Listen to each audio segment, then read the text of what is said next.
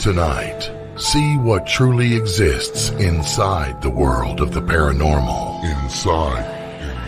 Join the discussion and review some of the best paranormal evidence captures from a wide variety of experienced and up-and-coming investigators. See and hear what they capture, where they captured it, and how they captured it. Right now on Entity Voices Paranormal Evidence.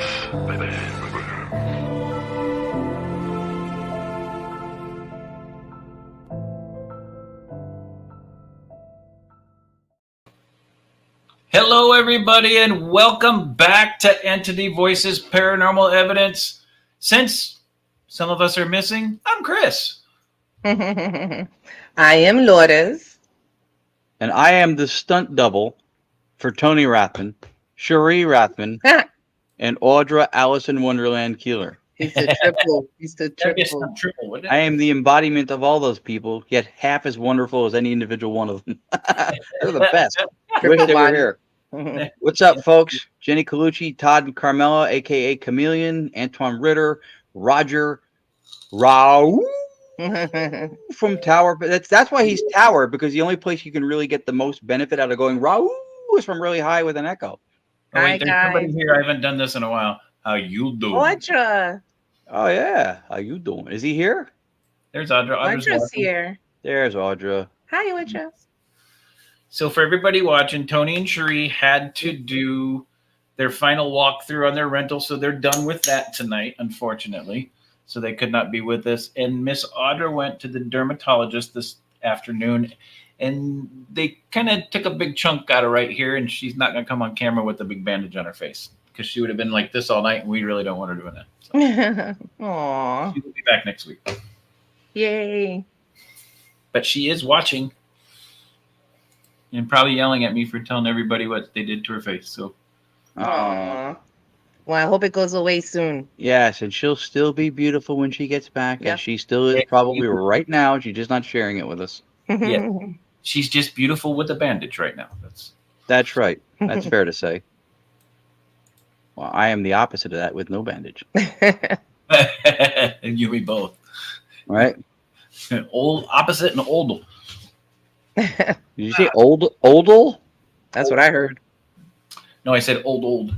I said it really fast. Okay, I was gonna say oldle is good because if you could try to play that in Scrabble and if the other person doesn't sling a weapon at you, you've got a word. Hey, multiple points on that one. So what did you guys do last week when we were not here? What did we do on Monday? Lord have mercy. I don't remember what we did on the Monday. I don't remember what we did. I remember the investigation. We had a great event with somebody who might be a guest on tonight's show. We were with Friday. It was the Public House, a.k.a. PH Steakhouse in Chester, New Jersey. And also Jenny Colucci, who's in the audience, was there. Anthony Simonelli was there. Todd and Carmela were there. Team Coco. Team Coco. They have T-shirts that say that now. Since I started saying that, I have branded yet more people in the field. But they're the best. They're great. They're great people.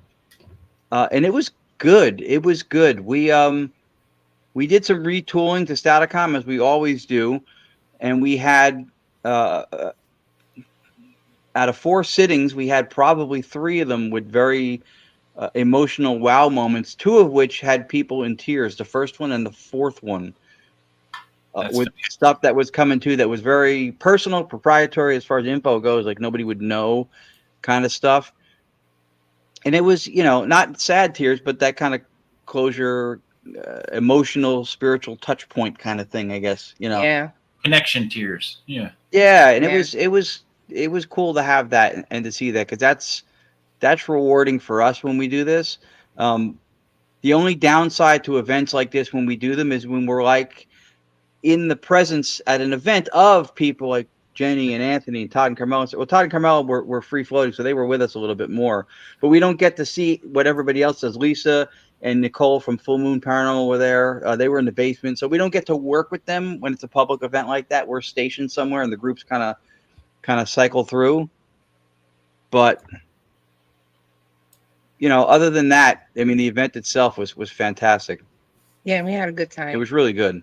That's awesome. That's my favorite part when we have moments like that. So when William's mother came through, it was pretty cool. Yeah, that was the gentleman's name. Yeah, that was his name. William. I made a clip from it today. Yeah, I watched it. That was pretty cool. There's more of it too. He said she always called him Willie unless she was upset with him. We heard Jenny. We weren't sure if it was Jenny Colucci or, we always ask for last names because there's more than one person on the planet named John or Phil. And we got his mother's name. He said that's his mother's name, Jenny. And then we heard William. Then he stepped outside the middle of the session to go smoke. And then during it, we heard stop smoking. Yeah. And then we were saying, Jenny, are you here to talk to somebody, or is that your, is Jenny somebody you want to talk to here? Is that your name? And then we heard my son. And so then we got, and you saw in the clip, we got Willie, and then she said the William was really clear. William, my son. William, my son. So they were completely blown away by it, and that's part of what we love. We have no idea that's ever going to happen when we do these things. Right. It's fantastic. So how about you guys? You guys, weren't you just away? Yeah, we did we call it our emotional grounding. It's called the beach. We took our travel trailer for 4 days to the beach and chilled there, and it was really nice because the season doesn't start in the Outer Banks until Memorial Day. So all the way up to Memorial Day, the RV resort is kind of empty. And it was about 30% full the whole time we were there. I mean, it wasn't beach weather, but it was nice. It was nice being at the beach, getting away, disconnecting. It was pretty cool. Right. Yeah, I mean, you posted some photos. It was beautiful. Oh yeah, it was so nice.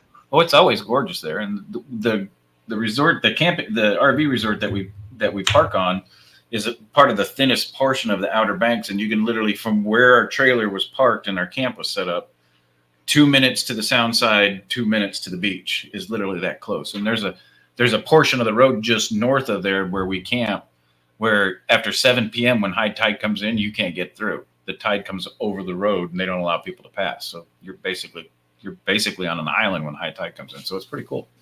Oh wow. Yeah, that's nice. That's very nice. That is really nice. It's a tough place to be stranded. Oh yeah. Yeah. Sounds like it. Yeah, it's horrible. But it was a good trip.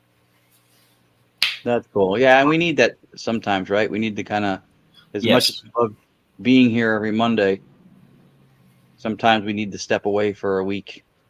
Yeah, and everybody watching, you need to step away from the paranormal. Paranormal all the time is not a good thing. You need to disconnect. You need to disconnect yourself from the energies and the spirits, and give them a break as much as we need a break too, because they'll drain you.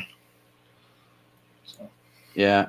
Oh. I would say that's good advice. Jacqueline Barbera DeSantis is watching. She's awesome. Michael Bloomfield, share to American Ghost Stories. Well, Michael Bloomfield is an unsung hero in the paranormal community, because he really does. I imagine, like anybody else, if you do him wrong, you're done, right? But otherwise, he generally just shows really a lot of support for other people constantly. It's hard not to notice. Yes. So we appreciate that very much. Oh, and I wanted to do a big shout out too. I didn't get a chance to because of last week being out. Talked to the Montgomery County Historical Society, and they are excited about all the promotion in the paranormal community that the Montgomery House is getting. And they absolutely love us, not just us, but the paranormal community, because, it's not a small county, but it's very small in population. So they don't get a whole lot of money in to help them support the places like the Montgomery House. So when they get checks from us from when Raul and the Cocos came out, they are super ecstatic about it. And I told them we've got other groups interested and we're really going to push it. And they are super excited, and they absolutely adore the paranormal community for taking care of the Montgomery House for us. So I just wanted to big shout out to everybody. Thank you so much. That's cool. That's very nice to That's hear. cool. And for our Spanish-speaking audience, that's dos cocos. Dos cocos. No locos de cocos, but cocos de buenos. How was that? How was that? It almost sounded like a commercial for cereal in the Spanish channel. It probably did. Coco for locos, just for you. It probably did. Coco for locos. It sounded like a Hispanic cereal, the commercial from Phoenix. Done by an Italian guy. Locos or Cocoa Pops. Yeah. There you go. That was Oh awesome. my goodness. Yeah, Team Coco. Well, we So- have got a really cool show for you tonight, guys. That's what I'm hearing. That's what I've Yes. heard. But then again, I may have heard nothing. Nothing. Possibly nothing. So there's everything that we do, everybody does different things. We've got mediums, we've got paranormal researchers, we've got ghost investigators, we got paranormal investigators. Everybody's got a weird title and everybody's got a label, but we all look for evidence, and there's all types of evidence, guys. It's not just capturing an EVP. It's not just capturing a video. It's not just about capturing that golden glory ghost picture that you caught somewhere at a great locations. It's about making the connections. It's about somebody connecting with spirits and showing you in a convincing way that they've made that connection, and then working with people like Ron and Lourdes and getting responses off of Staticom in line and congruent with what you're doing as a researcher and as a medium. So tonight, returning back to EVPE, we have got Richard Moschella, paranormal researcher, mediumship spirit artist, and author. Everybody, say hello again to Richard.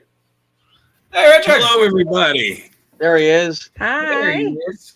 Hello. a.k.a. Dada. We call him Dada. The dada. Yes.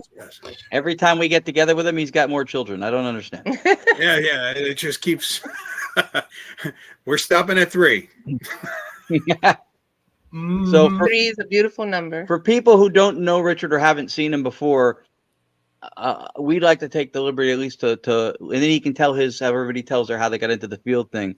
But we met him a couple years back, and so when you see us and you go, wow, those two are so busy. They're everywhere. Part of the reason why is Richard Moschella. He's doing a lot of mediumship events with Jill and Kim, the mediumship trio, with Lisa Morrison, with other Yes. groups, Full Moon, Parasite, and he drags us to everything, and we go willingly. Fantastic events, well organized, great places, and so he keeps busy. He keeps us busy, and one of the reasons we work with him so much is because, like what we say about Anthony Seminelli and some of our other friends, like Raul and like Todd and Carmela, Lisa Marston's who are here right now. Yep. He is genuinely a good-hearted person. If you believe that intent and character has anything to do with the quality of what you're able to aggregate in the field, then that explains why what he does is amazing, because he's a genuinely good soul.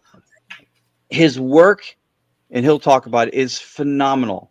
His work in spirit art. We have run Staticom concurrently with him, and we've heard stuff come through that was personal to people in the room. They owned it. That was so-and-so's name. I know who that is, whatever. And then he holds up one of his sketches at the end of the session, and they go, that's him. Then they pull out their phones, and they go, look. And he takes pictures. It looks like the picture, what he sketched, not knowing who was coming, not knowing anything about them or their family. So it's remarkable what he does. In my opinion, a far underappreciated, maybe through a lack of awareness, which hopefully this will tonight take a step in changing, of what that kind of a mediumship does. It's amazing, right? Yeah, it's absolutely amazing. One I of the love what ones he did, remember, was my father's father, my grandfather. Yeah. He sketched, but he never saw him. He never met him. And I showed it to my father, and he was like, can we say, yeah, we can say, holy shit, he said, said I, we can on say his shit. behalf. Yeah. Yeah. So that's it. That's my diatribe on Dada, Shatner, What do I Moschella. need to pay you for saying all that? A lot, man, a lot. I was holding back all the insults in between those words. Well, lot. Thank you very much for those words, Ron. Thank you. So, Richard, you've been on before, so tell everybody what you do.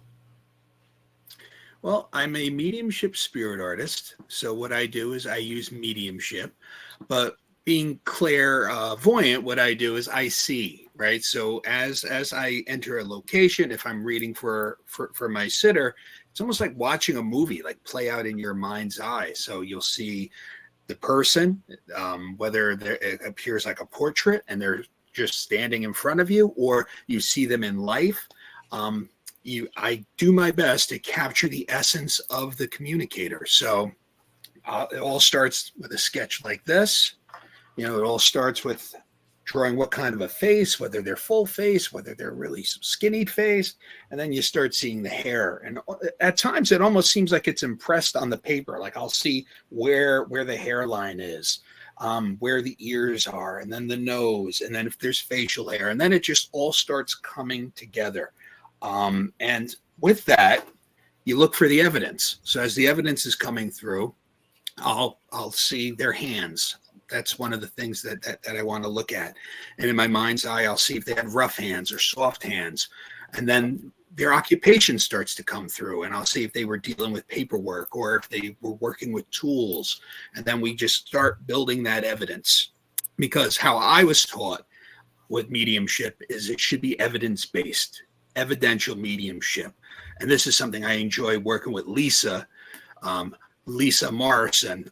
We both have been doing tons of events together, but we heavily stress evidential mediumship. And it's bringing forth the evidence to back up your communication with the spirit that you're working with.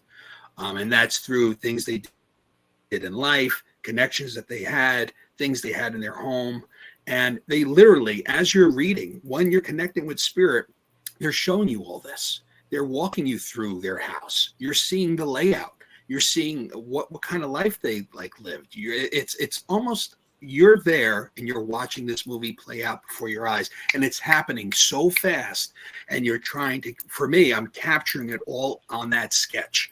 And at the end of my sketch, I think there's a video that you'll have, but the whole thing is just full of the evidence of what they did in life. If there's any connections to people, if they served in the military, I'll in my mind's eye, I'll see a flag that just starts waving.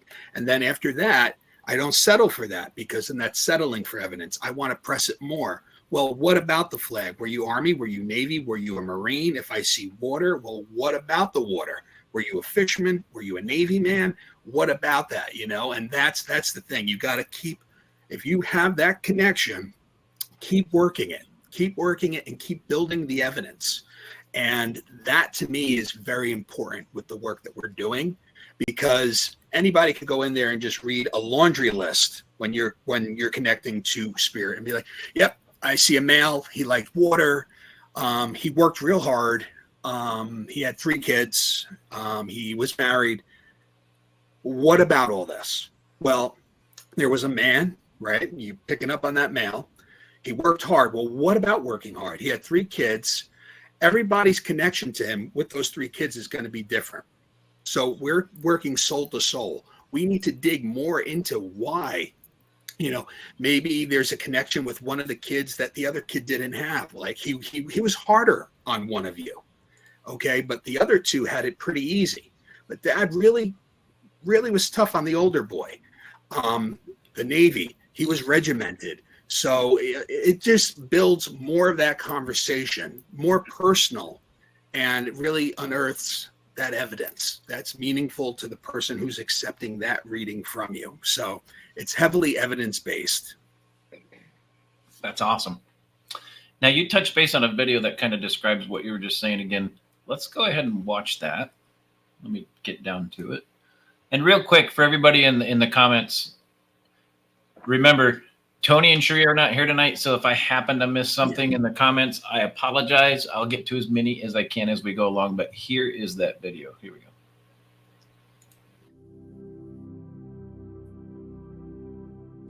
I'm Rich Moschella. I'm a medium who specializes in the technique of spirit art.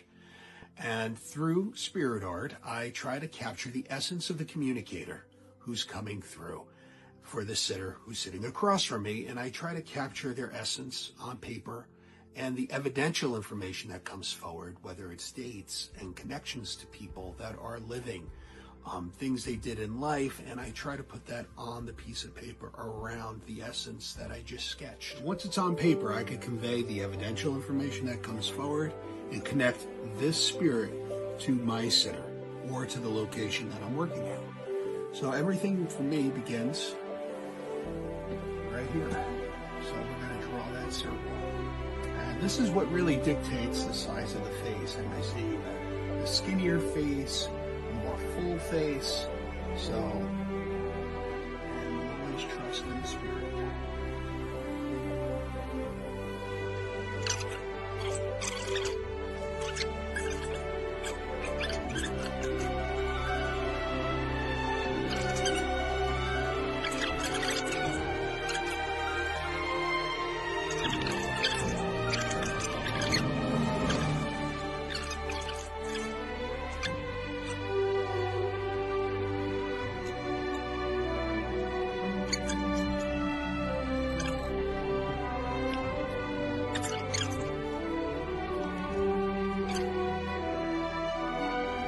And there you have it. Hi, I'm Nicole. And I'm Lisa, and we are Full Moon Paranormal. And we have had the privilege of working with Rich Moschella on numerous investigations. And it's always exciting to see how his spirit, art, and his mediumship correlates with the investigations and really adds depth to it. A lot of times we'll be in one room doing a phasma box, doing an EVP session, and Rich will be in another drawing. And it's incredible because he'll be drawing things that correlate with the evidence that we're getting with our equipment. And if we get stuck and we're not really getting any responses, sometimes the spirits will actually respond to seeing their picture being drawn. And a lot The Hey, welcome back. Yeah, That's awesome. that's a Yeah. great testimonial coming from the ladies at Full Moon. Yes, I sir. love working with them. And that's like one team that, they really get it right when they're investigating. They're public events. I love how they include the public to be part of the team. And I say this to them all the time. I've been to many of these, and I'm sure you guys have too, where you almost feel like you're being lectured to the entire evening, and you're really not part of it. You're just being lectured to. But they make you feel welcome. They make you feel like you're part of the team. You're gathering that evidence. So any chance I have to work with them publicly or even privately, it's just an amazing experience. So That's fantastic. Yeah, Karen, he is, and Absolutely. we've seen this several times at events. There you go, Todd and Carmela. It's always nice when someone Keep it connects with going. one of his drawings. It's just a beautiful thing when you see that. And we've had the privilege to see it a couple of times. Wasn't it at the Pine Bush UFO and Paranormal Museum the last time?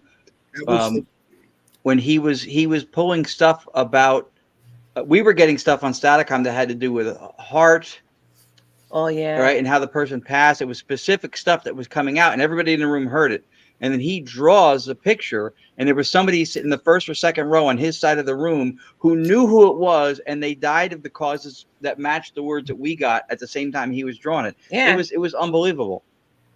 So it's Yeah, when died you of a turn heart the attack. switch around and you start saying, I feel there's something going on with this man's chest. It was coinciding with what was coming through with your Staticom. Mhm. Yeah, And it was remarkable. the man raised his hand. He's like, "That is my father." So And that's how he died. And he had a heart attack. Yeah, that was kind of crazy. Yeah. Yeah, this is pretty much, you'll have that sketch, and then all the evidence kind of just starts going around it from what they did in life. And that's the thing. If you're connecting with the spirit world, what my teachers have always taught me was, if you have that connection, don't settle for just blasé things that you're going to get. Like, oh, he liked to garden, or, well, what about it? What did he take pride in? Was there a certain thing that he liked to plant? And that builds upon that person. And even when 3 people come and they want to talk to dad, like I was saying before, everyone had a different relationship. You had a different deal with mom or dad than your brother or sister. So when we start connecting, we should be able to get that relationship, that dynamic, and bring it forth in the reading. Like I was saying, dad was hard on you. He expected more for you. But there's also an acknowledgement of you taking care of mom while the other 2 siblings didn't. This makes the reading extremely personal, rather than just doing a laundry list of, okay, he did this, he did that. And, oh, okay, your reading is done. If you're connecting with spirit, go with the flow, and have confidence in what you're receiving. And that to me was the biggest thing. Don't filter it. You know, as we're going into these places, right, and that imagery is happening and I'm sketching, the only thing that I'll filter is the way somebody died sometimes, if it's tragic, because the person that's getting the reading doesn't have to relive, you know, something harsh, like, you know, dad was killed in a certain way in a construction accident. You know, you could go as far as saying, I see it's an accident. You have to say, I see him being crushed, or, you know, because what we're doing is we're bringing forth healing, right? We're trying to show that there's that continuity to life, right? That there's something else after our physical dies. And they're coming to us, they're trusting us. And with that trust, you don't need to drag somebody through the coals and No. harsh, you know, with all these harsh images. Right. That's the only time that we should be filtering, because you'll be surprised when things pop in. You'll be like, okay, wait, I'm seeing a Garfield doll. You know, you'd be like, well, why is that popping up in my head? That happened in a reading that I did. And all of a sudden, I mentioned it to my sitter, and they're like, my grandfather lived in Garfield. And that was her grandfather's way, because I lived in Lodi, which was the next town over from Garfield. If I just saw the town, I would think I was thinking about being home. But spirit is so intelligent that they knew if they showed me that Garfield, I would knew that it was for that reading that night for his granddaughter. And I brought it up. I said, what's up with the Garfield doll? And she said, that's the town that my grandfather grew up in. All of his friends were from Garfield. So it never ceases to amaze me at how intelligent the spirit world is and how they know how to use what you know to get the message through, if that makes sense. Right. Yeah, I saw in the chat that Karen put, were you an artist before this? You weren't, right? Because your artwork, not being a trained artist in the beginning, was good, but it got better and better and better the more you did it. You focused on learning how to do it better, so that you were able to join the quality of what you were seeing with the quality of what you were able to share. Am I correct? Yes. I probably last 6-7 years. I started, it's funny, and this is why spirit always puts us on the path that we need to be on. About 10 years ago, I got interested back into collecting comics, which is a huge money hole, right? Especially old vintage comics. But what that did was I wanted to learn how to draw. So I started to get little doodling books on how to draw comic book characters. And I would draw Batman, and I would draw other characters. And then as I started to develop more with my mediumship, and I started seeing these images, I would try to start drawing them. And at first, like I would show you, Ron, I'd be like, I see this guy. And it didn't look like my sketches now. I mean, it looked a little more like a stick figure. Okay. but if I could convey the way his hair was, or what he was wearing, you know, the double-breasted suit, and there's a timepiece that he's holding, and there's a reference to an old clock, you know, if I could convey that, then I could present what I'm seeing to a historian that's on site and be like, who is this guy? Because I'm seeing him here. But because I got into drawing the comics, it started to show me what I needed to do. I learned shading. I learned face proportion. I learned body, how to draw bodies. And then from there, that was kind of like the push. Like, okay, now I know how to do this. I feel confident enough where I could turn it around to somebody and be like, this is who I see. But then I knew that that wasn't enough. So I had to keep working at it. So I remember I went to Michael's. I got it. I have a sketchbook. And the sketchbook, my kids are probably playing with it. Here it is. Faces and features. The best $20 anybody could spend, because this teaches you how to proportion a child's face over an older person's face or a younger person. You know, there is saggage, there is, you know, wrinkles, and this teaches you all the different noses, the different eyes. And I spent probably an entire summer just trying to learn how to do different eyes, different noses. And if you talk to anybody who teaches mediumship, they'll tell you, you have to be the best operating vessel for spirit to use. So when spirit knows that they can use you in a certain way, they will use you for that. So when you train yourself how to work with them, especially in this aspect where you could do spirit art, I feel like they want to work with you. They know our intentions. You know, I'm a firm believer where spirit knows who spirit wants to work with. And if they see you're putting in the time, you're putting in the effort, that bridge is already starting to meet. And I know that from you guys too. You know, when you sit down and you do Staticom week after week after week and you dedicate that time to spirit, spirit shows up. So the work that you guys are doing, the Rathmans are doing, you know, you guys are showing up. So spirit's going to show up for you. So I'm sure your results are going to be different from somebody who's just maybe occasionally dabbling in this. And the same thing with mediumship. When you dedicate yourself to a method, when you dedicate yourself to learning and developing, and you show up for them, they want to meet you. And I found that with my work and my studying, as I progressed from when I was just drawing those stick figures, and I started to show them, I want to learn how to draw you. And week after week, I would draw, and I would sketch. I'd be in my office sometimes if it was quiet, I'd be sketching faces. And then all of a sudden, friends would come in and be like, hey, can you do one for me? So I would start trying. I'd be like, okay, let me see if I could read for you. So their loved one would come in and I would start sketching them. And I started presenting them to people. And that's what started getting my confidence, because when I turned something around and they go, that looks just like my Uncle Gary, or that looks like my Aunt, you know, Jean. Well, there's no possible way for me to know what your aunt looked like. And then they take out the, you know, and then there's tons of those cell phones like, hey, look at this picture. You know, you got her hair. But that was the thing. Spirit put me on this path. I, you know, got that ignite, you know, I was ignited to draw the comic book guys, but then that kind of put me on the path to learn how to draw faces. And to this day, I'm still trying to improve myself. And I take classes weekly on how to develop and how to become a better medium, how to work with spirit better. Like they say, like, you're never done learning. And I tell this to everybody, no matter if you're James Von Prague, John Edward, you know, you gotta keep learning, keep reading. You know, there's tons of books out there. This is a great book, Pathway to Mediumship by Jackie Wright, one of the greatest spiritualist teachers out there. Covers principles and methods on how to connect with spirit. And she talks about that, being the vessel. You know, we are the vessel for spirit to communicate with. And they work through symbolism.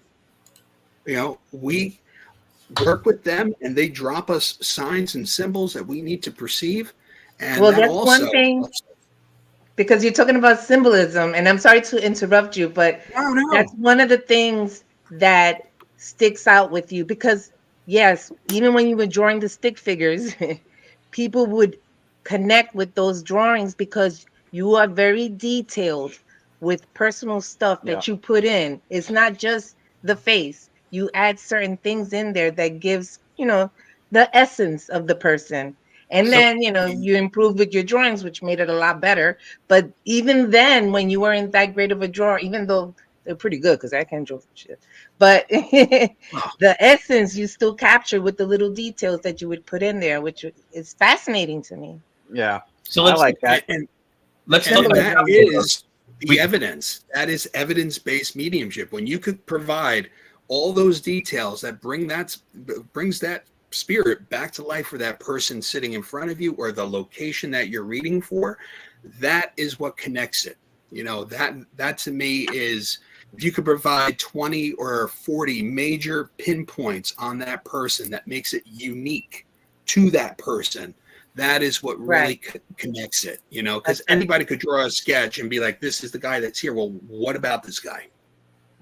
You know, now besides talking about sitters, when we go into a location, I mean, anybody could draw.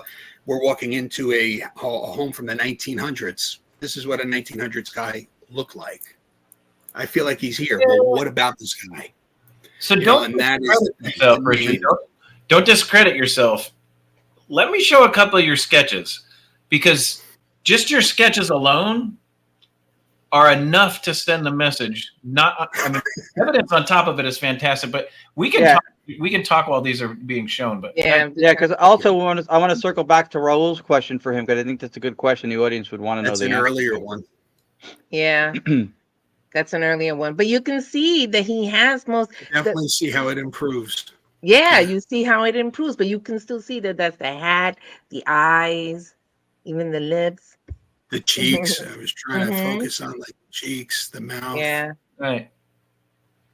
I mean, let's take a look at another one. I mean, the details without the evidence that you get with it in your mediumship, Richard, the details that you get just in the drawing. That one's awesome. Yeah, that one, right, Richard? Yeah, That's where you overlaid the sketch, right?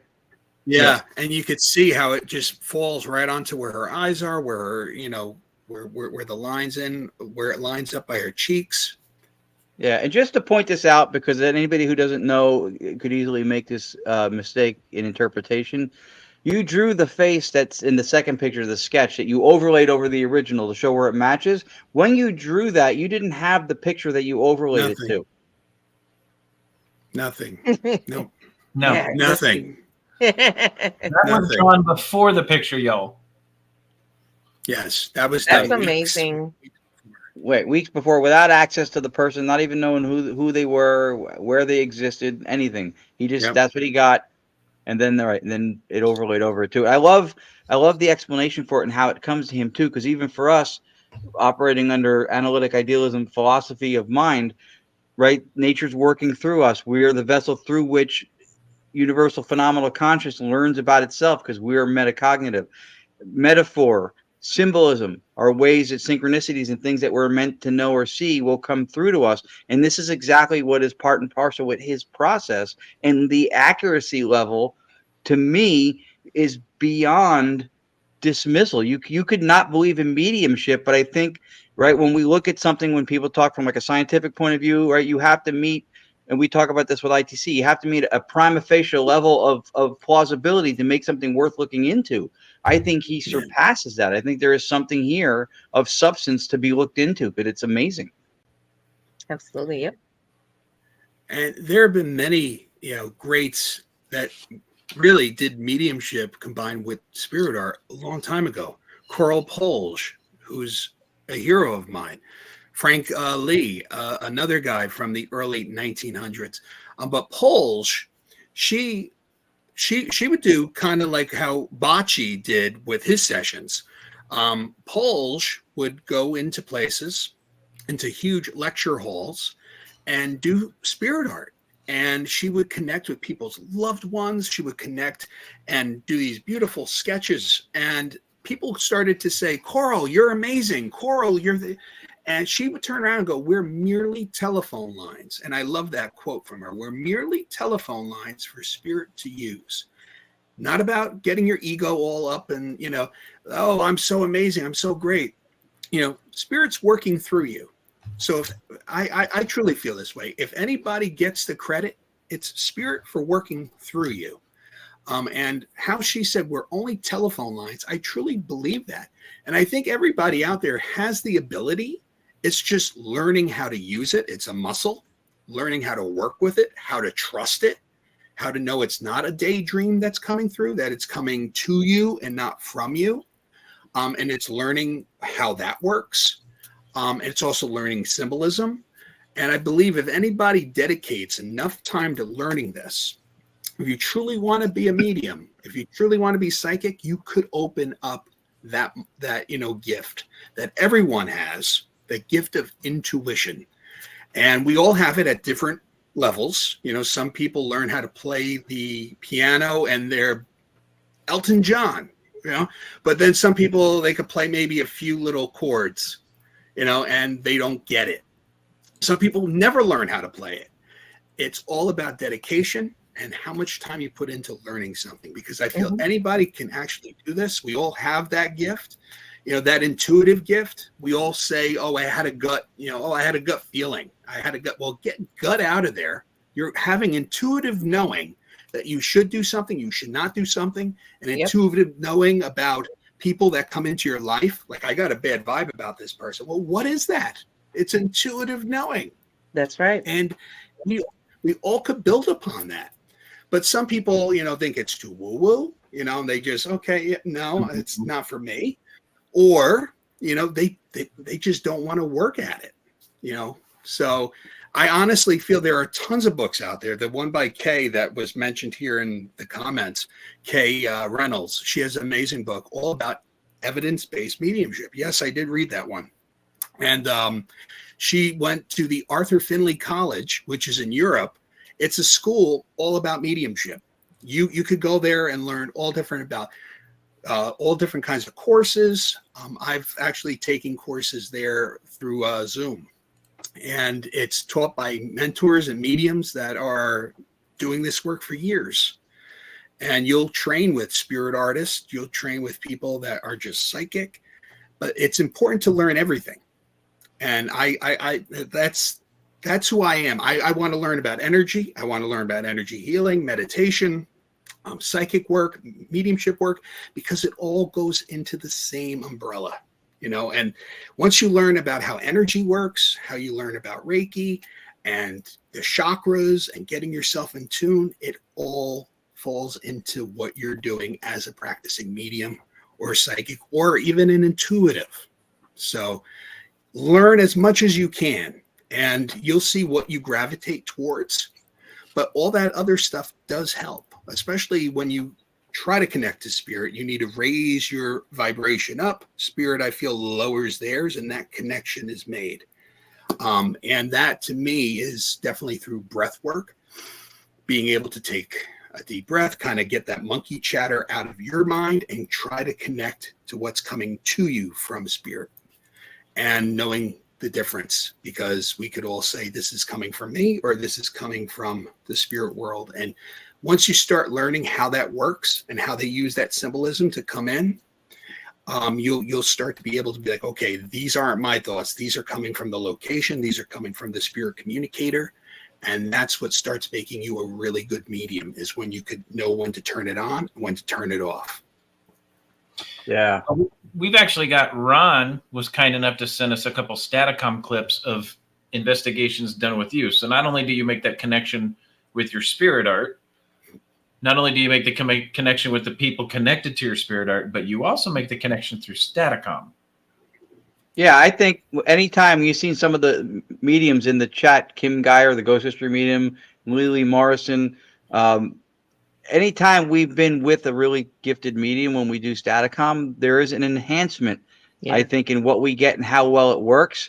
Richard is no different from that. And it's funny because I saw that Michaela in the thing before said that Richard and Lisa make a great team, to which I completely agree. But I think that you could make that statement with Richard and you could fill in a lot of our names. And I think that says something about him. Right? Because when somebody has problems with everybody, you go, well, the common denominator is you. You need to fix you. When it's the other way around, sometimes maybe it gets lost. The point gets lost, or it's just like a given. But he works well with everybody, and that's why everybody wants to work with him. And so, yeah, you're going to show, I guess I sent a couple of clips. There was one specifically that I wanted to have, and I didn't have it on the drive that's hooked up there. It's on my other drive, so I didn't have it to send. But you didn't?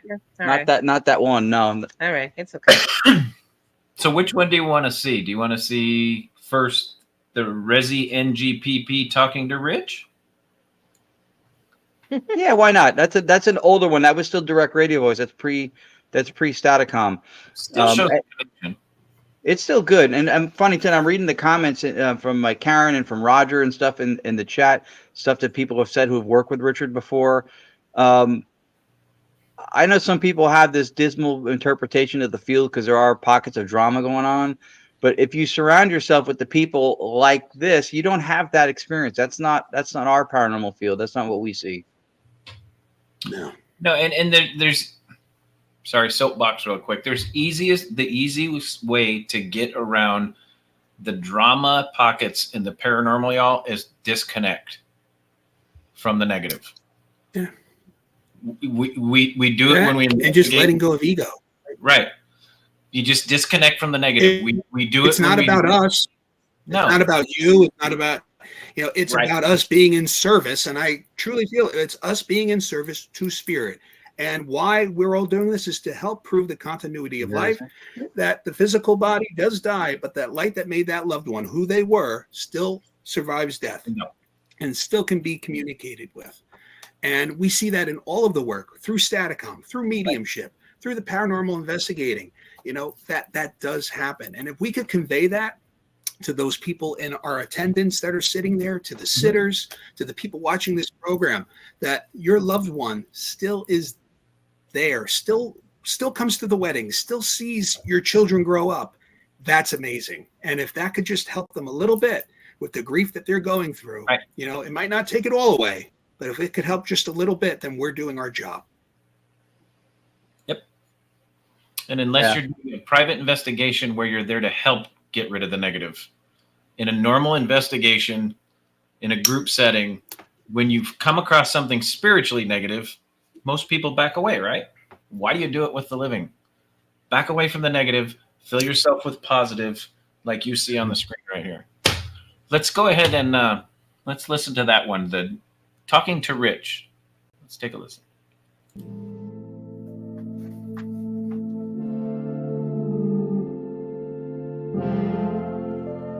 If you recognize Richard from being here before, could you say his name, please?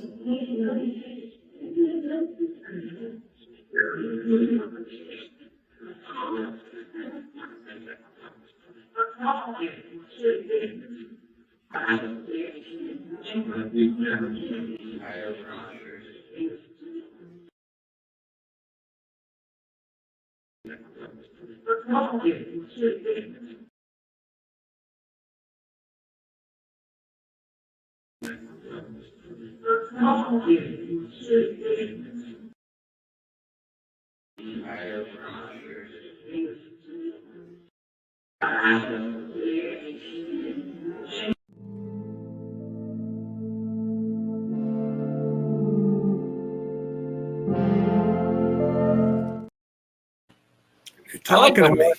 Yeah, well, I like the one that said we love Richard. Yeah. Well, I love them too.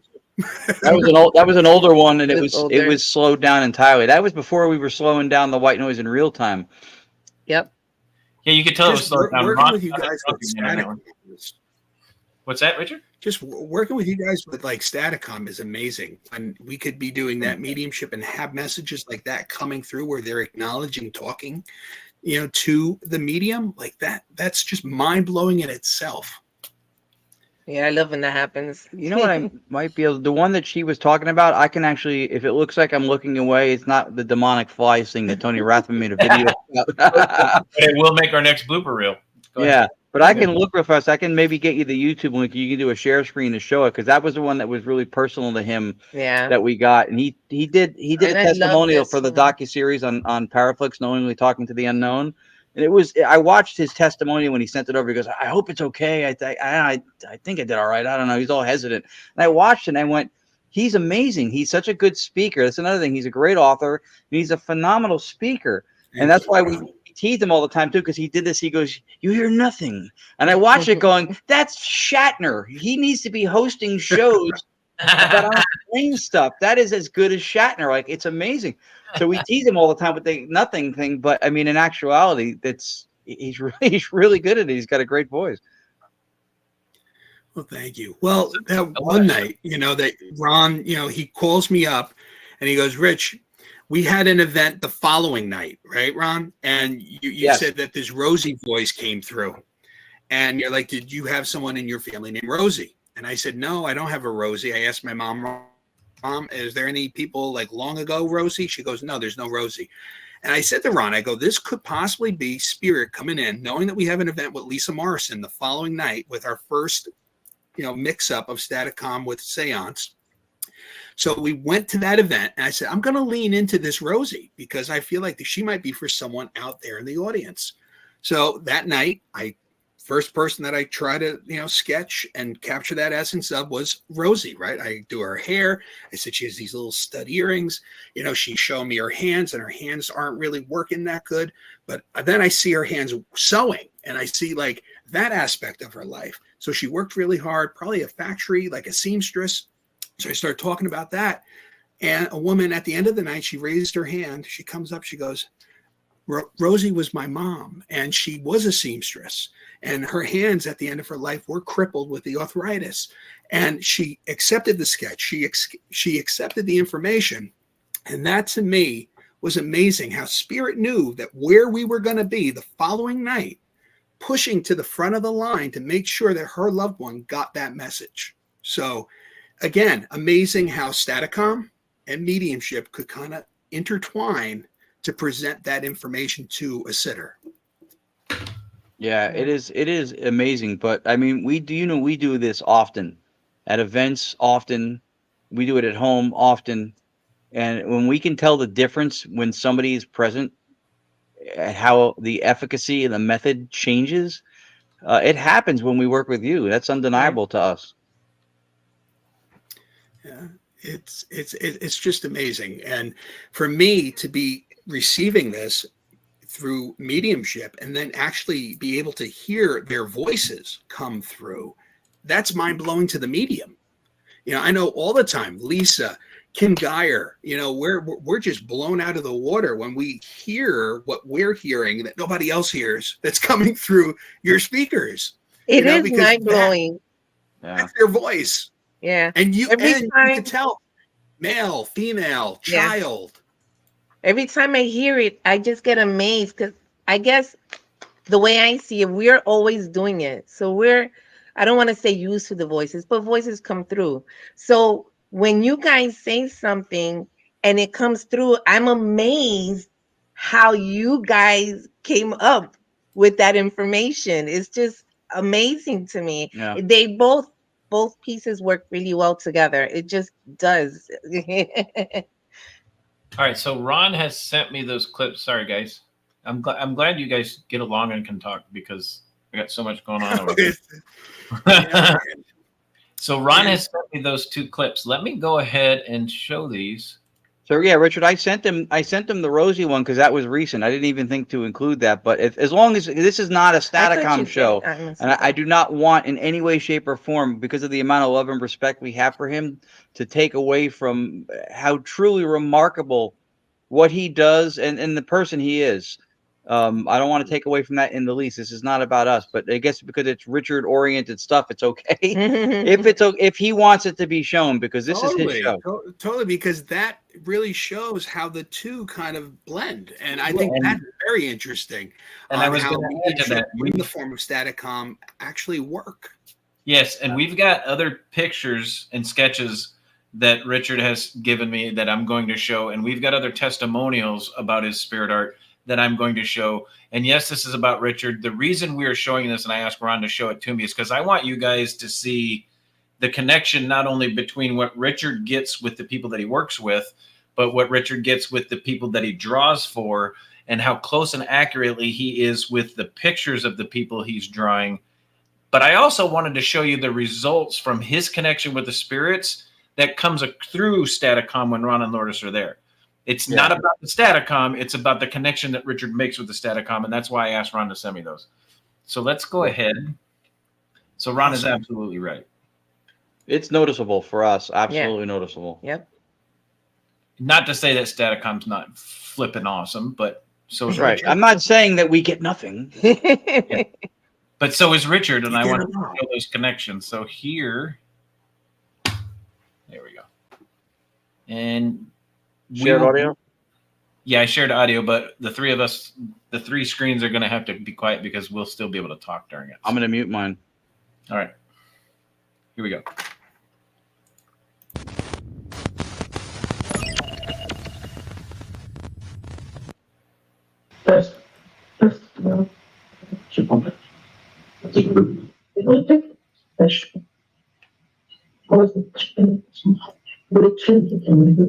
Richard?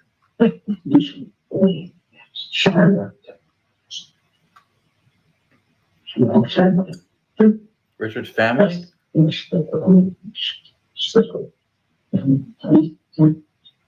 Which Richard? What last name? What's his surname?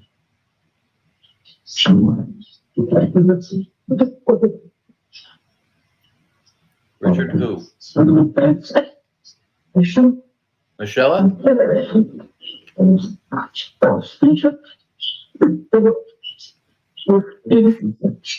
thought I heard Moschella. If I'm correct, say spirit art.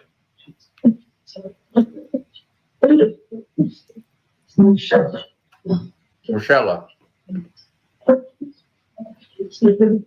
He's sleeping?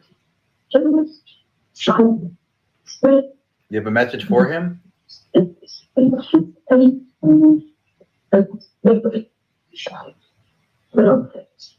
Who has a message for Rich Moschella? Who? Rosa? Did you say Rosa?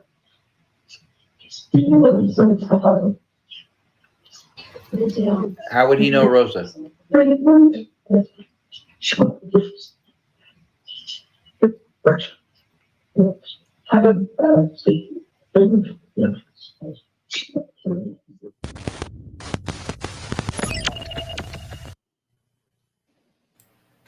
That's awesome.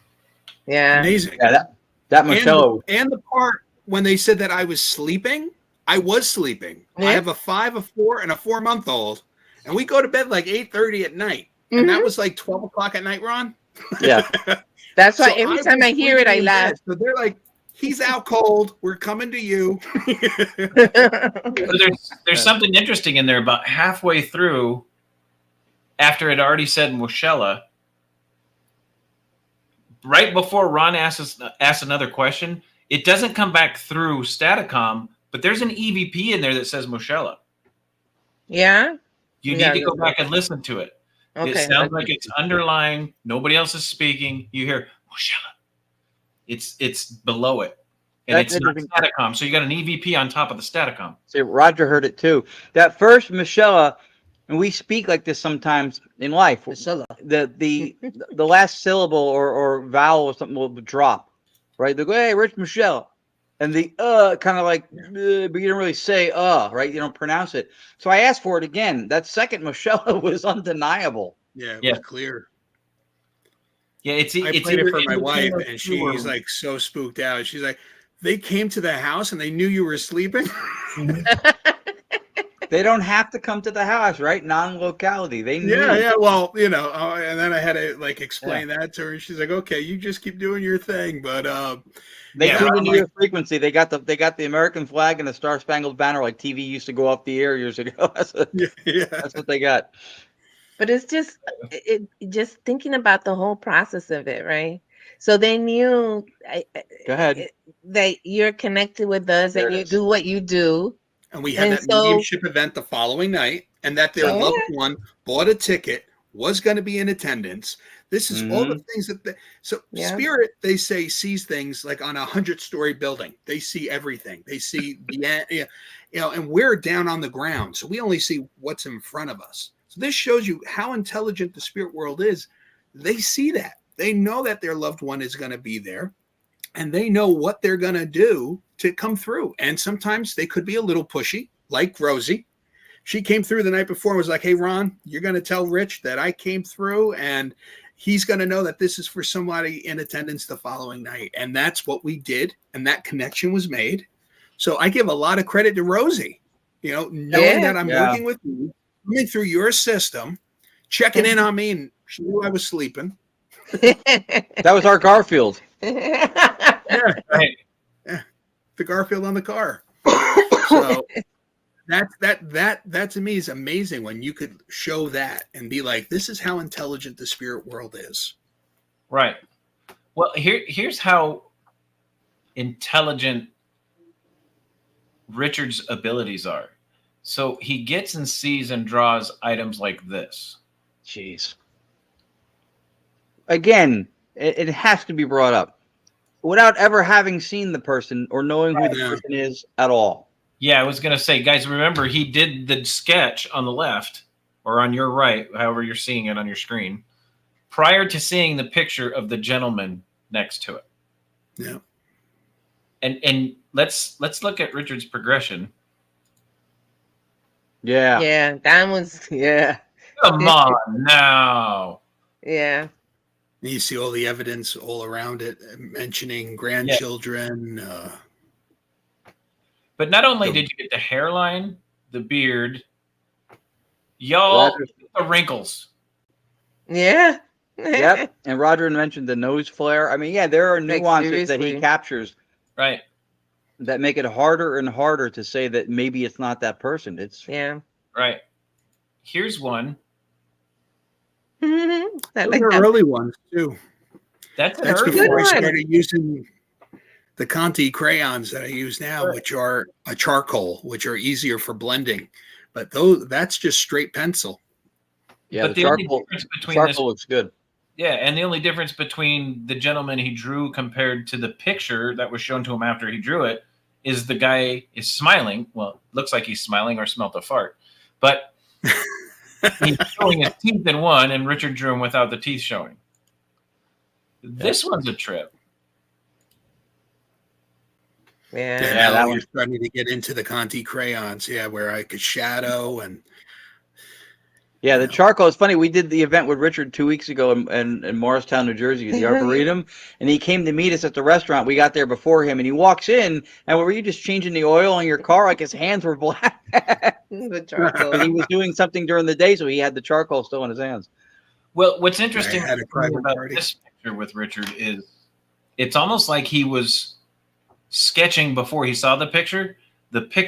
Because if you look at the skin tone of the lady, her skin tone is not that dark.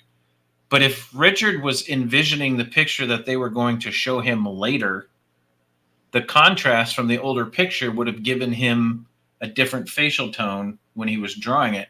So not only was he picking up the person and the details of the person in this picture, but it was almost like he was picking up the contrast from the photo that he's about to be shown. Yeah, and at times that does happen. I'll sketch a photo. Like there's one sketch that I did where there's two people in it, and I showed it to the person. I go, they're showing me that you have this picture, and it's grandma here, and there's grandpa here, and he has his arm kind of around her, and he's leaning in, and that's the sketch I did, and I showed it to her. She sends me the photo the following day and goes, "You actually captured that photo that I have on my nightstand." Wow, that one. Yeah. There you go. Yep. Wow. Yeah. And again, with the flag within the box, how there's the square flag there with the military, they have that up on their mantle. The memorial flag when they fold it 13 times and put it in the case. Yeah. Yep, he loved to play cards. That was another thing. He had a brother that would come over, and they would get into some heated card games. The wrench, he worked fixing pipes. He was a plumber. So there were all these facts that come through that present that evidence. So, and you see there, that's just a glimpse at it. But that's capturing a photo, but even before I knew the photo even existed. Yeah, that's amazing. Amazing. He does look like a Tom Collins put my slippers on when I get home type of guy, doesn't he? Tom Collins. Sorry, couldn't help it. But let me show a couple more. Yeah. There you go. This is a man that I worked with. That's his aunt. He came into my office and he goes, "You're on break?" I go, "Yeah." He goes, "I lost my aunt. It's been a year. Do you think you could sketch her for me?" Immediately when he walks in my room, her image just pops into my head. I go, "She has like real short hair." I said, "I see her with glasses." And I saw like a woman's cancer. So I saw like the pink like ribbon in like my head with her. And I said, and I see it's a long battle. I see her withering away. And like, she was strong, and then I just see her like wilting. It's like a flower just starting to, and that through me was the symbolism of like her being sick for a while, and it was a long illness. Sometimes when I see short, it's almost like a book closing, and that to me is short. We all have different ways that we work with symbolism, so that's mine. But the wilting of the flower, I'm like, it was a long suffering. So I was able to bring that out to him, and the evidence just linked right up to her. And you saw in that sketch. And here's, another one where it's overlaid, and you see it just fits right over the picture. Yeah. The shape of the cheeks, the chin, yeah. Shape of the nose is almost dead on. Yeah.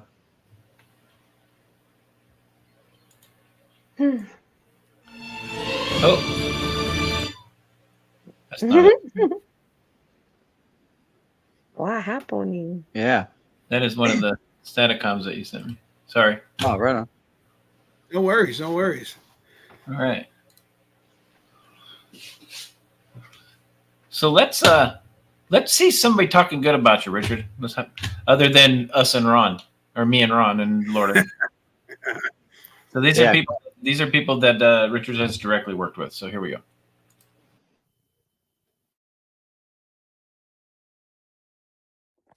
Hi, my name is Jill Marie Kelly, and I am a psychic medium and Reiki master teacher. I've known Rich for a couple of years now, and I met him through a friend, and we both started talking at a family gathering and realized that we both had the paranormal in common. So he invited me to an investigation, and I had never been to one. Being a medium my whole life, I had never participated in a paranormal investigation. And he and his people had so much respect and were so great and were so amazing with their skills. And he asked me to participate a little bit and read some of the spirits that I was sensing. And it was just a really cool experience. I was glad that I could give my 2 cents and help out. And then our friendship kind of blossomed, and he started doing his spirit art, and as well as writing all these wonderful books that I love. And his spirit art was really amazing because he literally captures the essence of the spirit. And I'm clairvoyant, but Lord knows I cannot draw what I see, and he can draw what he sees, and it's spot on. And I was lucky enough the last time we were together. We do events together. We are part of what we call the Mediumship trio. It's me, Rich Moschella, and Kim Geyer. And we do events together where we do readings as a group, and Rich will draw the spirit. So the last time we were together at the event, my parents happened to be there, and Rich came up with this woman who was Italian, who was very small, and really her hair was important to her, and he started drawing her, and it wound up to be my grandmother. And my dad got his first reading from a medium that was not me, so I had to step out of it actually, and let Kim and Rich take over because I didn't want to taint the reading. But he drew my grandmother, and like it was wild how accurate the drawing was. And he does that for all of the people he reads for. It's really amazing. And he's got so much knowledge and so much history that he knows about spirit art. And it's just, he's just a very comfortable person to talk to. His readings are excellent. And I feel privileged to be a colleague of his and to work with him as much as I do. That's fantastic. Yeah. That's a talented trio, by the way, too. Yeah. That trio that's a lot of talent on one stage. Jill Marie Kelly and Kim Geyer. I mean, not only do we link with spirit, we triple link. So when we're linking, the three of us are linking to that same spirit and getting evidence to present to our sitters. And luckily, like every event that we do is usually sold out within 2 to 3 weeks of us posting it. So, there's, a lot of people that are really loving what we're doing. And I said, as long as we keep doing these events, I'm totally in to keep doing more of them with you. So I want to point something out that I noticed, Richard, in some of your videos where you were actually doing sketches. Everybody pay really close attention to people with abilities when they're on an investigation, when they're doing drawings like Richard does. A medium that is picking up energies and starting to transmit and starting to connect and take on messages, or somebody with abilities that does that, they have what's called a tell. You got your poker tells, you've got your in law enforcement, you've got your lying tells, you've got your activity tells. People with high energy, when their brain's getting high energy levels, you'll see them doing certain things. When I'm on an investigation, you'll see me constantly going like this, looking around. When the energy gets super high, my dad did this when he was nervous. I do this when the energy gets really high, my hands start shaking. Richard goes, right. And that is a tell. It's called a tell. That means their brain is getting a high level of energy activity, and that's what's happening when he's drawing. So next time some of you are at some of his events, watch him when he's drawing. That's Yeah. when you can tell he's starting to pick energies up like crazy. I noticed a couple of your videos. It was your Wow. tell. Yeah. Yeah, or he's hungry, and in which case, throw him a slice. Throw him something because he started to chew his lip. Now I've got another one that Ron sent me that connects directly with Richard. Let me. Which one is this? This is the direct radio voice one. The Richard, I love you. Oh, my God. That's the I am one of not- my favorite one. I am not going to tell the story. He needs to tell the story.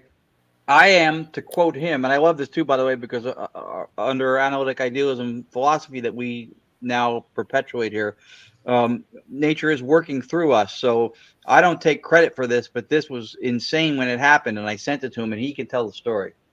I love this one. You Go want ahead me to and tell it, or you want to play it? Go ahead. Okay. So Ron sends me a message. He's like, are you home? I'm like, yeah. So he sends me the clip. I'm sitting out on my back deck with my kids, and he goes, I have a file. I want you to listen to it. So I played it. I listened to it once, and the voice sounds so familiar, but I haven't heard that voice in over 10 years. And it was my grandmother. And it was a simple message. It was, Richard, I love you, feel it. And being a medium, we can't read for ourselves, right? Because we don't know if it's coming to us or from us. Those memories that we have could be us just thinking of those loved ones.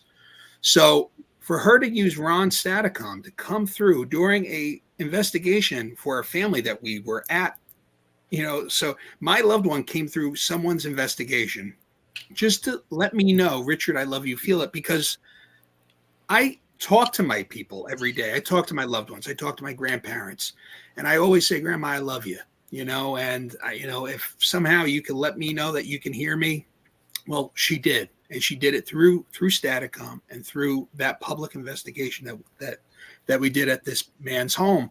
But it was the following day when I listened to the file and I heard, I love you, feel it. It was just mind blowing. I played it for my grandmother, my uncle, and everyone says that's Grandma's voice. So this shows you we're at an investigation that's not my family's house, and my loved one came through with this message. All right, here we go. And we need to mute ourselves because we're going to be able to talk. Yep, hang on. Here we go. Okay.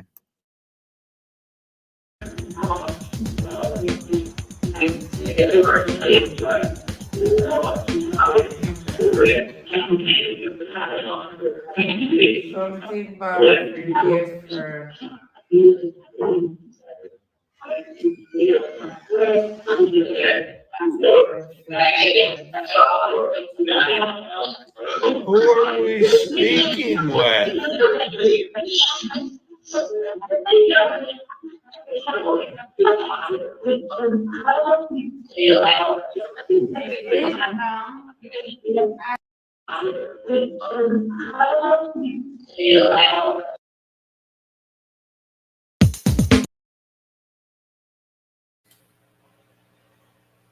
That was awesome.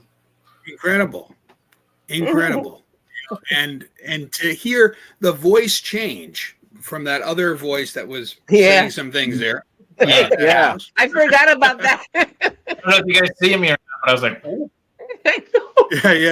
Yeah. But that older voice comes in, and you could tell it wasn't there, and it's her voice. That is how she spoke, even how she pronounced her, like her words, like that was her. And for her to come through that way was just, I was, just like taken so off guard, because here I am waiting for evidence for the family. I'm like, okay, what am I going to hear? And it was for me. And for weeks after that, I'm like, wow, that just reiterates how our loved ones hear what we're thinking, what we're saying.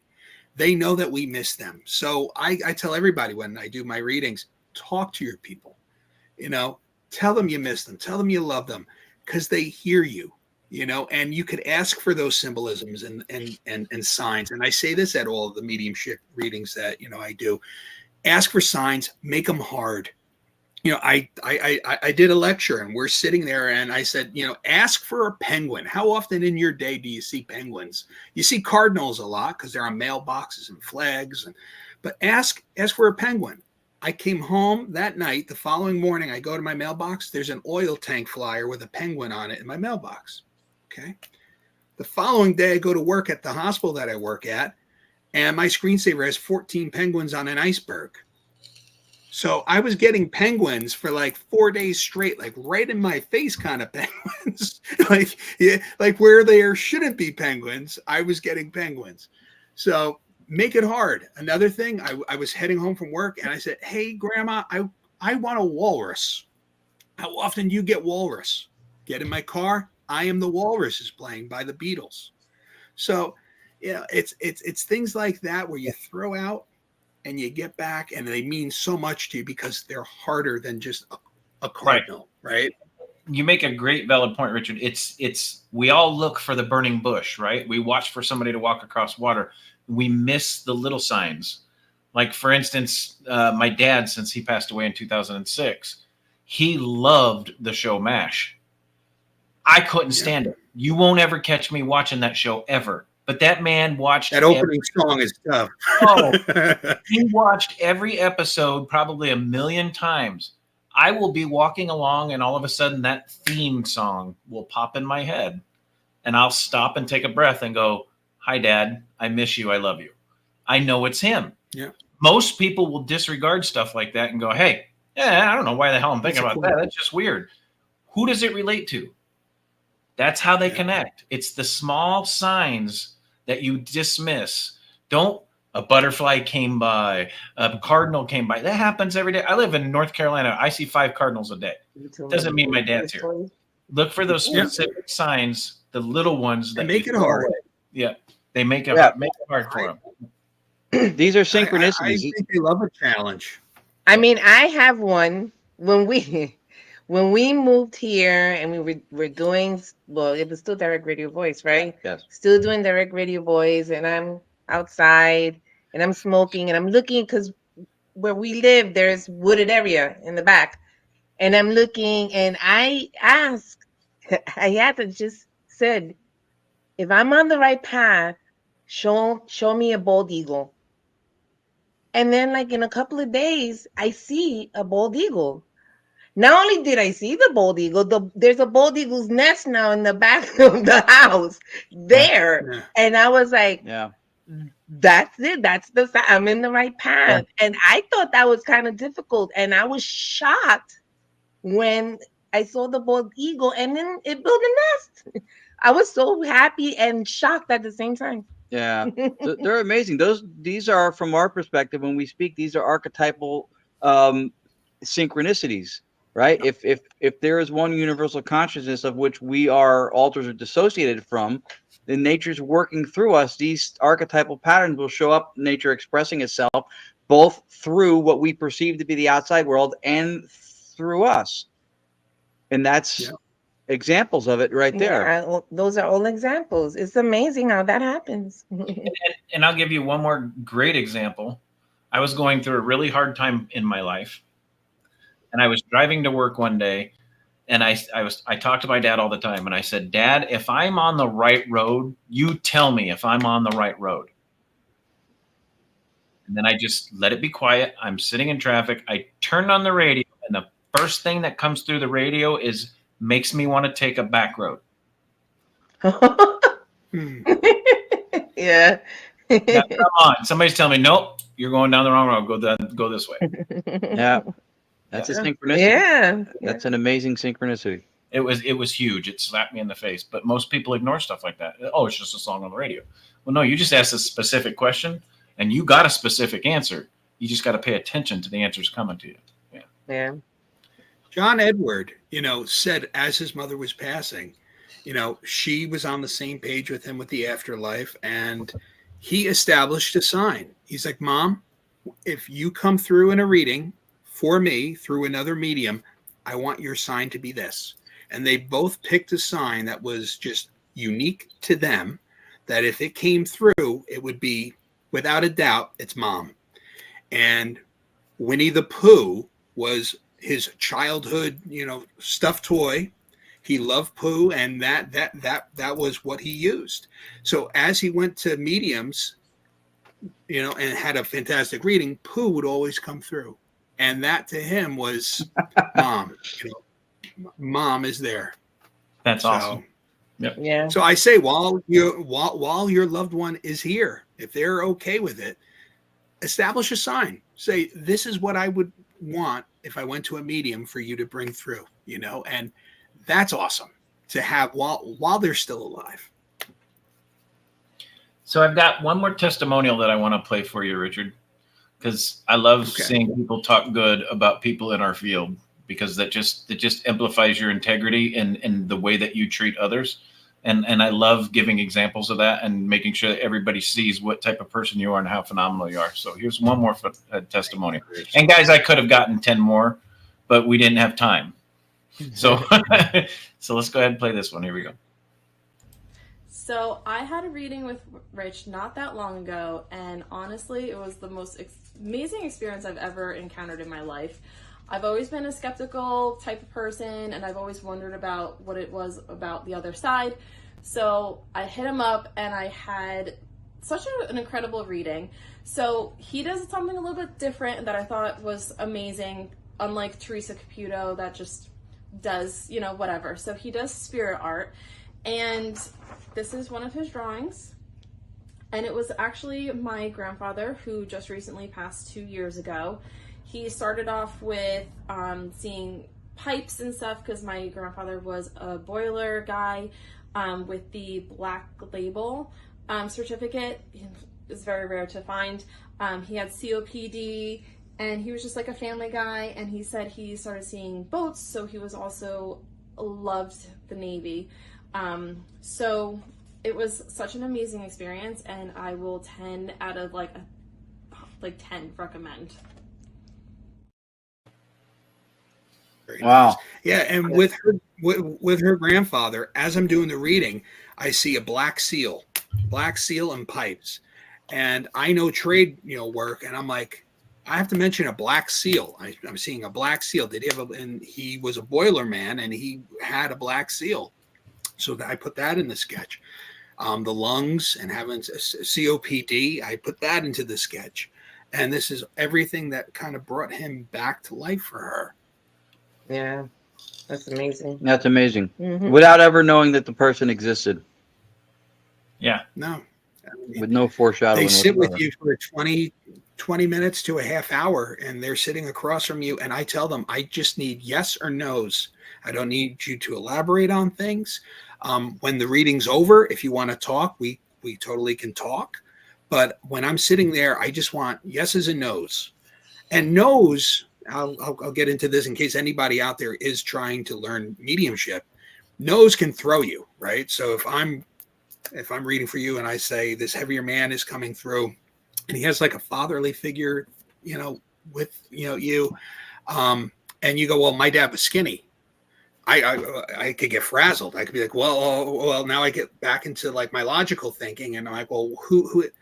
But if we use that no as a guardrail, right, and we come back into the reading, and we're like, well, who is this bigger man that's coming in that was like a father figure to you? Okay, could have he been? Oh, okay, now I get it. This is your father's brother who was the bigger man. He's showing me that he, and this brings us back on track. So the no's are our guardrail. And if we learn that, we kind of learn how to get back on track in the reading, because sometimes things aren't clear. It's like a game of charades sometimes as these things are dropping in, and we're using our best ability to figure out, okay, this is what this means to me. Well, when I present that to you, it could mean something totally different. Right. And it's just working it and just figuring it out and not giving up on that connection, because even the best mediums sometimes are 80-90% in a reading that they're getting right. But there is that space where they might get something wrong. And it's not that they're having a bad day. It's just they're perceiving something the wrong way. So right. If anybody out there is doing mediumship and you're getting those no's, try to think of those no's as your guardrail, right? And when you get them, just kind of get on track and ask Spirit, can you be more clear? Can you be more clear? Who was that bigger man that was coming through? And he's showing me a fatherly figure. Maybe he was a mentor. Maybe he was a teacher that you had that was more like a fatherly figure to you than your own father. This is something that gets us back on track and keeps the reading flowing. Right. Well, and I'm not a medium by any means at all, but my first thought when you started talking about this, Richard, is you got to remember the person sitting in front of you too is probably hoping that one person comes through, and it might not be that person coming. No. And sometimes that does happen when you're doing a reading for someone and they're so headstrong. Mom's coming through, and then her sister comes through. And she says, I didn't really want to hear from my aunt. I wanted to hear from my mom. And I always allow, that to happen. I mean, if you do want to hear from mom, we could take a little bit of time. I could try to focus on mom, but I can't force mom to come through. I can't force that connection to happen. Mom's going to have to want to communicate at that time. And I always say, when you go to mediums, different people come through at different times. Right. I actually had a reading where I had a neighbor that came through that knew me from when I was a kid. I had to think for a second, Fred, oh, and then everything just went like right into a full circle of Fred's life. And I'm like, I remember him now. It just, whoever comes through, it's like the spirit that steps to the front of the line, the strongest energy, that's who comes through then. So somebody who gets read this month, you go to a medium next month, you'll have different people possibly that come through. And it doesn't mean that your loved one doesn't care. It's just they're not coming through as strong at that time. And that medium is doing their best to get that strongest energy and pull them into the reading. And that's who shows up. So right. That's I always say, be open to who comes through. Yeah. And people got to remember too, that the people that they want to come through, there's still that emotional connection. They still love and care about you. If you're not prepared for a message from them, they're not going to come through and do something that's going to hurt you. No, they want to come through light. They're not going to want to come through if you're not prepared to hear from them yet, they're not going to do anything that's going to emotionally hurt you or damage you. So they'll wait till you're ready. Yeah. And sometimes you're not ready for that connection with mom. It might be too heart-wrenching. You might still be, wallowing in grief, so it might be too soon for that to happen. Yeah. And a lot of time, people sit in readings and they want to know about the money. They want to know about the material things. And I can tell you, on the other side, that doesn't matter anymore. They want people to forgive. They want people to make amends. They know that the only thing that you can take from here to there is love and knowledge. That's it. You can't pack your money into the casket and bring it to the other side. You can't pack, autographs and memorabilia. You could only take your love and your knowledge, and the memories that you leave behind makes us live a better life now to the loved ones that are in our life, because that's the only thing that people are going to remember of you here are those memories. And it doesn't need to be even an existential argument to make, because even in this life now, those are the things that matter the most. If you told me tomorrow I would lose my father, but I would have money that he's leaving behind, I would say, hold the money. Yeah. Sorry, guys. That's not of value to me. No, not nearly in the same stratosphere whatsoever. So that's important to point that out. When spirit comes through and they start showing me the memories of their lives, I remember this one reading. I'm reading for this woman who was in a business suit, and I'm like, your father's coming through, and he's showing me the Barnegat Lighthouse, and I'm seeing crabbing. I'm seeing the cages, but I'm also seeing strings with the little chicken that you would put down, and you would go crabbing with the strings. And I see the nets, and he's wearing like a guinea tee, and I sketched him, but she was like, oh my God, I spent summers with my father down there, and we would crab just like that. And we would have the little chicken on the string. And that's the memory that he brought back to show, not, him buying the house and them, him buying her a car. Right. He wanted the simple memory of being together, sharing that little summer afternoon crabbing in the Barnegat Bay. That's a memory that meant something to him. So we could look at that now as people that are living and try to make those memories. Try to make those memories with all of our loved ones, because that's the only thing that truly matters. And we're in this field, so we talk, we communicate a lot to the dead, but the dead can teach us a lot about the living, right? Yeah. And a lot about the lives that we're living and what we're focusing on, and maybe make us make a more shift to be spiritual and more loving, and kind of like let those, if there's any kind of grievances that we have towards others, kind of go away, because it doesn't matter. You know, the only thing that we can do is love. We bring forth that knowledge. That's the only thing that we bring with us. Yep. So, and that's how I kind of like my dad, you know, my kids, you know, like focusing on them, focusing on, you know, creating those memories, fishing with them. Like, that's the only stuff that really matters. Absolutely. I love what he brings to not just to the paranormal, but even the idea of spirituality, because it gets unfair, I think, associations or connotations to it sometimes too, right? One of the worst things to happen to spirituality is the word spirituality, because it separates it from reality. Like, it's not intrinsic to reality, but it very much is. And this is a prime example of that. Everything you do.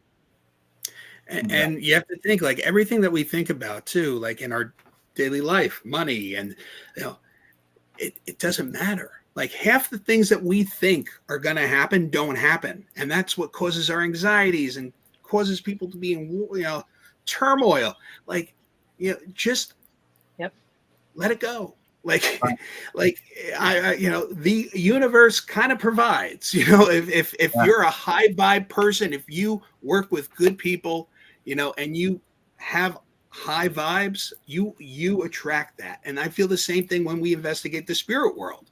You know, if you're coming from a good place, when you're coming from a good place and you're vibing high, you attract that energy. If you're a low kind of energy person, you shouldn't maybe get into this field, because like attracts like. And that's a whole nother show that we could do. It's funny. My dad used to say, we're talking about value of life compared to what you take with you. My dad used to tell me, it doesn't matter how much you paid for the coffin. The hole is still 6 foot deep and gets covered with dirt. Yeah.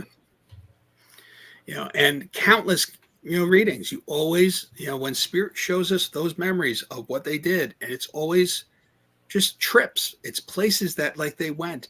It's those memories with their kids. It's memories with the wife. This one reading that I did, it was a husband and wife, and I'm like, I see wine glasses in bed, and the woman goes, my husband and I would always unwind. He would bring, like, the wine glasses into bed, and we would watch television, and that was their thing. And seeing in my mind's eye the wine glasses in a bed, I was like, this is what I'm seeing. Does this make sense to you? And she goes, that was our routine. So that meant something to him. So it wasn't the Mercedes Benz that he had a red bow on for Christmas for. It was that. So, yeah. And that's part of that evidence, again, from the beginning of us talking about presenting evidence and asking spirit, you know, if you're coming through, you know, be clear, show me things that would make sense to my sitter that's sitting across from me. You know, it's stuff like that that drives the reading home. That's fantastic. Yeah. So, Richard, we have reached the point in the show that's called the shameless plugs. And as much as you have presented to us today, and our audience has seen how awesome of a person you are, and the sittings that you do and the readings that you do, where can people get a hold of you for a sitting and a reading?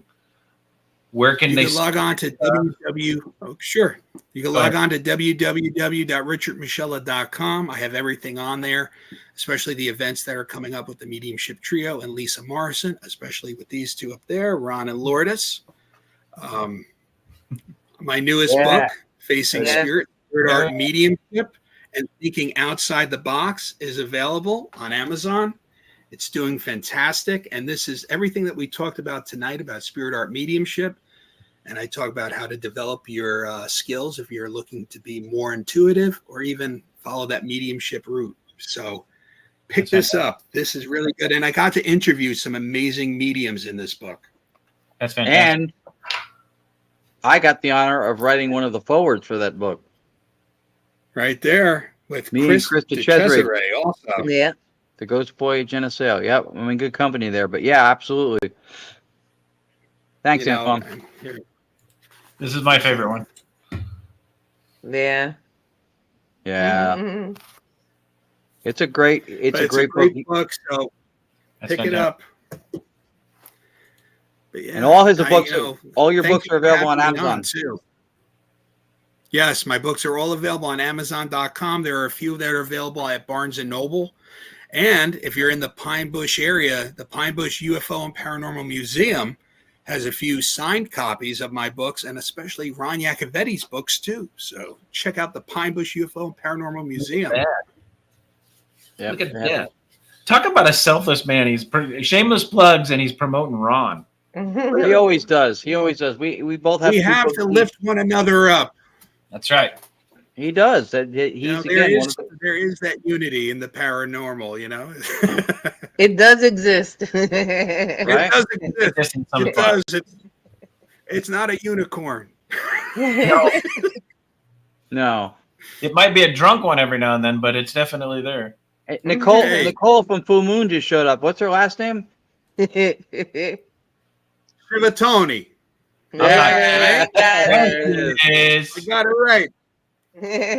I'm terrible with names, so I'm always like, "Hey, brother, how are?" So, especially last names. So I am so sorry, Nicole.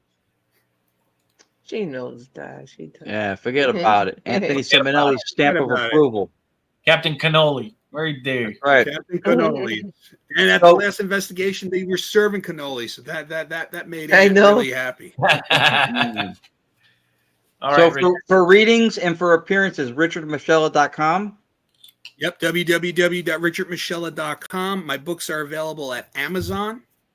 They're also on my website.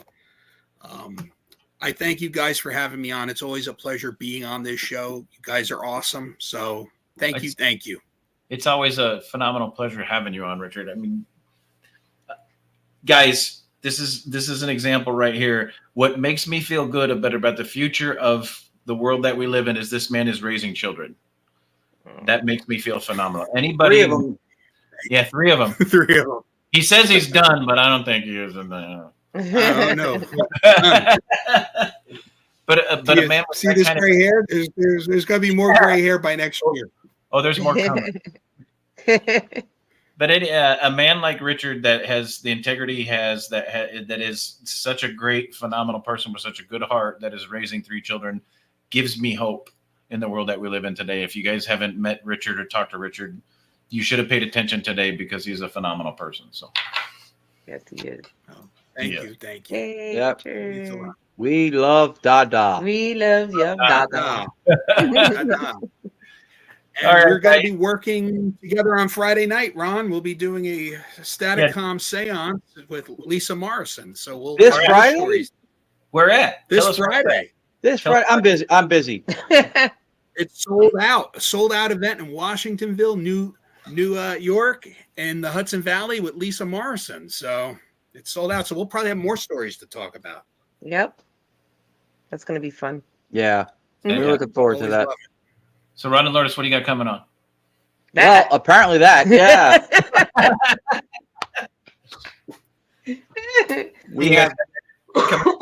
we have that coming up, and we're hyped to. We've worked with Jill and Kim and Lisa with Richard before, and they're all so gifted, and they all pull stuff that's synchronous with what we're getting. When Richard again draws the people who are associated to the people who are in the room, and we're hearing things that are associated with those people in the room. And how they work, the mediums work with each other. It's amazing. They really are, they work together well. Yeah. Yeah. So we have that Friday night. Then next week, our friends from the UK from Festival of the Unexplained will be here along with Wes Coleman.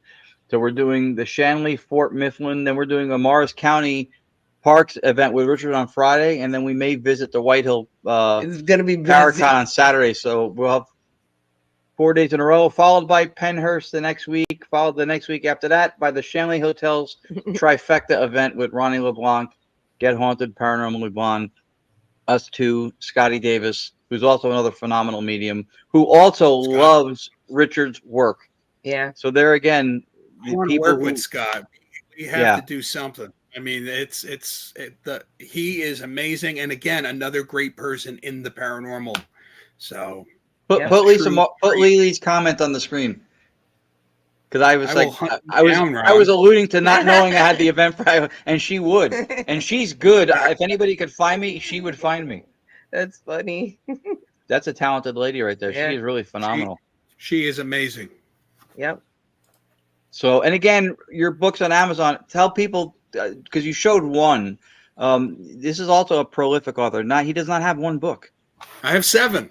There you go. Good Lord, man. 3 children, all these events, and you have time to write 7 books? Yes. And I'm working on number 8 right now. I'm almost done. I'm like halfway done with the 8th book. So okay, I have to point. I got a great interview in it.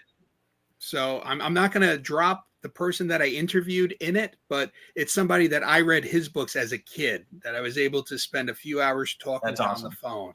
Yeah, and that was set up by Lisa. So it's a big deal. Yeah, I got to point something out to y'all. Richard does all these events. He's written 7 books. He has 3 children. He is only 28 years old. That gray hair is from the lack of sleep. Yeah, he's only 28 years old. And if you didn't notice from some of the videos, the guy's lost like 100 pounds. That's also from the lack of sleep in the 3 children. Yeah. Yes. And running after the kids. That's funny. Awesome. But Audra and I will be. I'm truly blessed. I live a blessed life. I have a wonderful wife that supports me in all my craziness of running around, and chasing after spirits and having my mediumship events. And so I couldn't have done this without her and my kids. When I leave, my oldest, who's 5, goes, Dad's going to look for ghosties. Because ghosties make it nice, they're not. Wait till he's in high school. He's going to go, my dad is freaking crazy. My dad is just I already know now the teachers are probably doing Google. They're probably like, that's.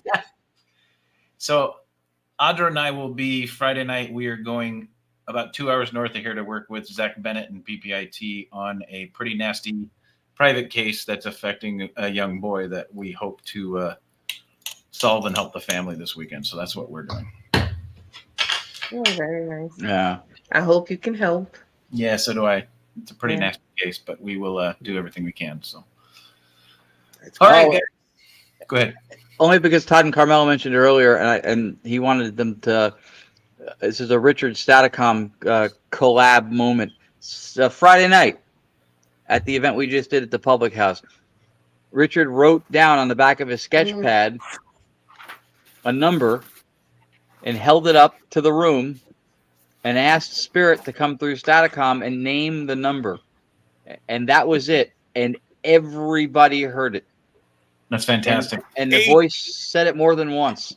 No, but I think they were even funny about it because I think it was a joke. Oh, yeah. So they say 8.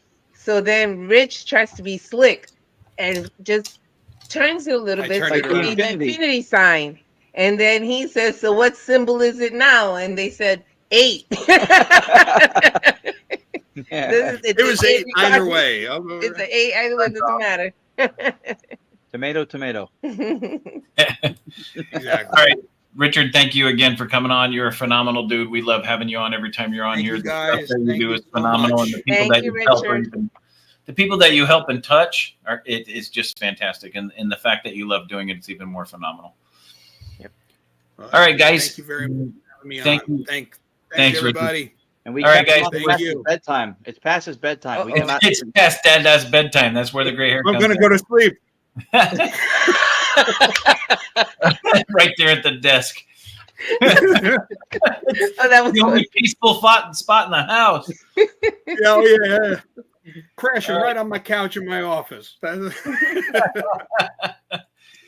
All right. Always a pleasure, guys. Thank you so much. Everyone. Okay? We love you all so much for coming out. We will return next week with another great guest and some great evidence. We will see you guys next week. And remember, in the paranormal field, if you are surrounded by negative, you are not surrounded by the right people. Get out there. be positive, be with positive people, make a positive impact. But most of all, stay haunted. All right, guys. See you next week. Good night. Good night. Good night.